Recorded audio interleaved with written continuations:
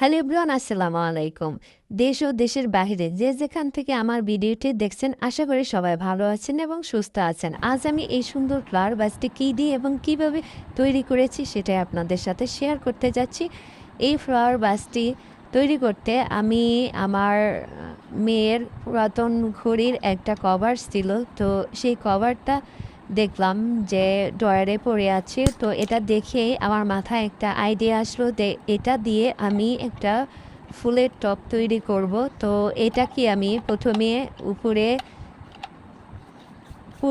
আগুন দিয়ে পুড়িয়ে আমি সিদ্ধ করে নিয়েছি।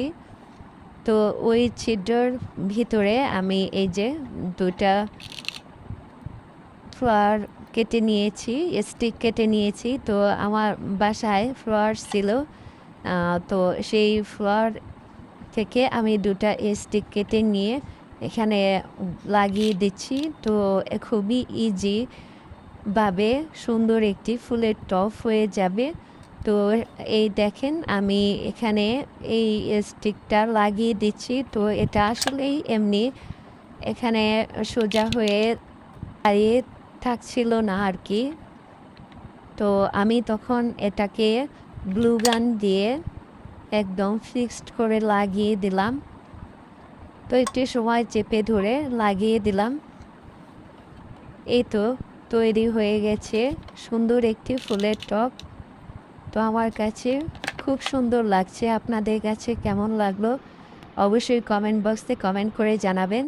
তারপর দেখছিলাম যে না, নিচের টবটা একদম সাদা, মানে ফাঁকা ফাঁকা লাগছিল। তো এটাকে কি করে কভার করা যায়, তারপরে আমি কিছু মাটির চট দিয়ে কভার করে দিলাম উপরে এবং নিচে, আর মাঝখানটায় লেস লাগিয়ে দিলাম।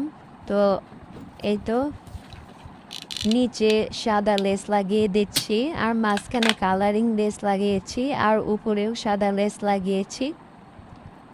তো এই লেসটাকে সুন্দর করে লাগিয়ে দিচ্ছি, আস্তে আস্তে চেপে চেপে এটাকে লাগিয়ে দিচ্ছি।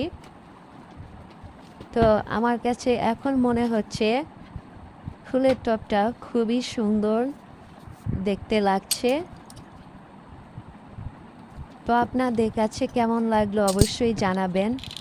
আর হ্যাঁ, আমার ভিডিওটি যদি ভালো লেগে থাকে তাহলে লাইক কমেন্ট শেয়ার করবেন, আর আমার চ্যানেলটি ভিজিট করে যদি ভালো মনে হয় তাহলে সাবস্ক্রাইব করে আমার পাশে থাকবেন।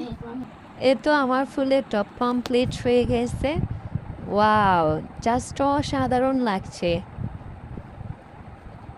অনেক সুন্দর লাগছে। আর এইরকম সুন্দর একটি টব যদি আপনার ঘরে থাকে তাহলে আপনার ঘর হয়ে উঠবে আধুনিক এবং রুচিসম্মত। আজকের মতো এখানেই শেষ করছি। সবাই ভালো থাকবেন। আল্লাহ হাফেজ।